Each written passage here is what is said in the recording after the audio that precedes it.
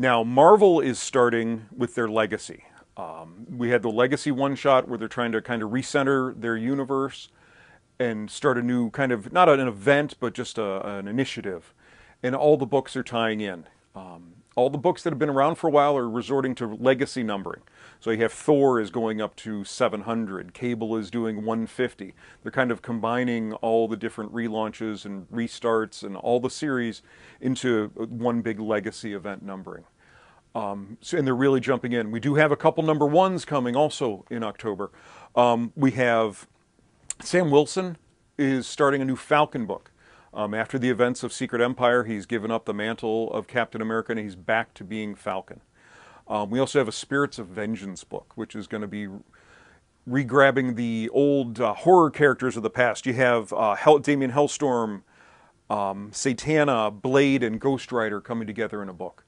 Now, one neat thing that they're also doing with all these new books is they're doing these lenticular covers. And what that is, that's a cover that changes images.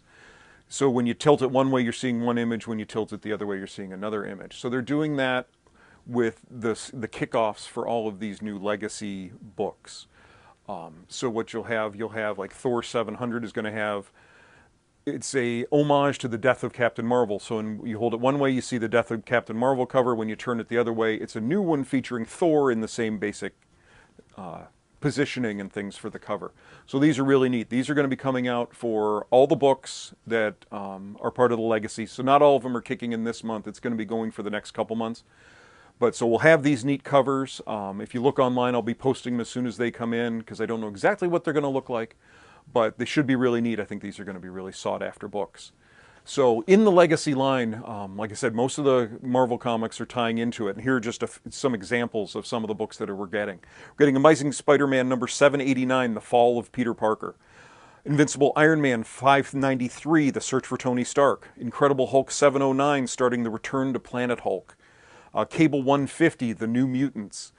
Avengers 672 is going to be a When Worlds Collide crossover with Champions. So those are going to be going between those two books and then over the next couple months. Again, Mighty Thor 700, which is going to be a big, oversized issue tying up a lot of Jason Aaron's runs over the last several years, everything coming to a head in this one issue. X-Men Gold and Blue are doing Mojo Worldwide, where they're going back to Mojo World. And this is they're a bi-monthly book, so every week you're going to get another part of this. And the first issues of this are going to be the fancy covers. Spider-Gwen is starting a Gwenom storyline. Venom is returning to his role of lethal protector in Venom 155. And Jessica Jones, while not changing numbering, still it's just number 13, is the return of Purple Man. So if you happen to watch the Netflix show on Jessica Jones, you know who the Purple Man is. Some other neat new books coming. We have Deadpool versus Old Man Logan. That's a little mini-series. These have been ridiculously popular, the Deadpool versus books. He's taken on Punisher and Gambit and the Marvel Universe, and now he's taking on Old Man Logan. And another neat one, kind of a throwback, it's Punisher the Platoon, which is done by Garth Ennis and Goran Parlov. They had a huge run on Punisher Max earlier, back in the late 2000s, early 2010s, and it's going back to his Punisher's creation kind of in Vietnam and giving some of those old Vietnam stories, bringing them to light. So that's neat. And that's Marvel just has a ton of stuff going on. I'm going to be making a real concerted effort to letting you know exactly what's coming out, giving you the solicit information. So I'll be posting these on Instagram and Twitter and Facebook. So if you're interested, follow me there and you'll see what exactly is going on. Now, DC is not going to sit back either. They have a ton of amazing stuff coming out as well. Their Metal event is continuing. So we're going to get an issue of Metal. We're also getting the tie-ins, which is the Batman from Other Worlds. And there's some other stuff. We have Batman Lost, which is written by Scott Snyder and Olivier Coipel, who's just an amazing artist. And this is where Batman is trapped in the dark multiverse and he has to fight his way back.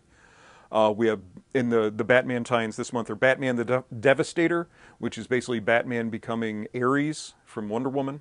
Also, The Batman Who Laughs, which I think is going to be the big one of this, where Batman basically becomes the Joker. So that's not good. We also have Green Arrow 32, which is wrapping up the Gotham storyline. Gotham Underground, where the rogues, Batman's rogues, have been given powers. So we'll see where that's going. Action Comics is continuing. They're doing the Oz Effect storyline, where we're finding out who this mysterious Mr. Oz is, and it's going to be a major change to Superman's being in history.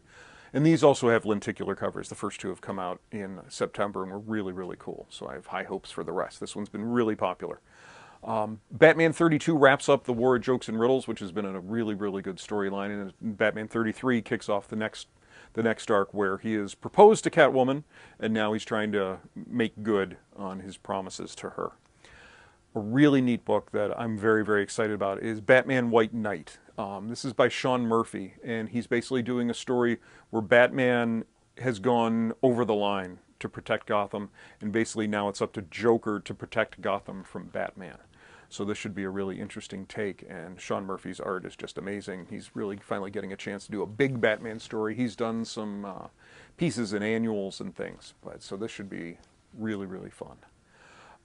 Also a really neat Batman thing they're doing. There's a European artist called Enrico Marini, who's very famous over in Europe, and is doing a two-part graphic novel that are going to come out. The first one's now, the second one's going to come out in the spring.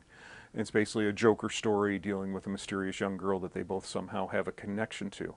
But it's going to be neat to see the European take on it. It looks painted and just really, really pretty.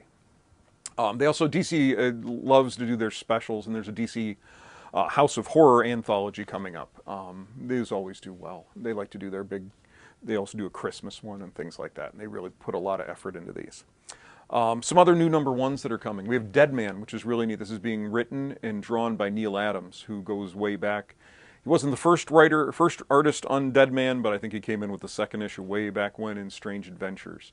So this should be fun seeing him revisit one of his, big, not creations, but one of the characters that really made his name.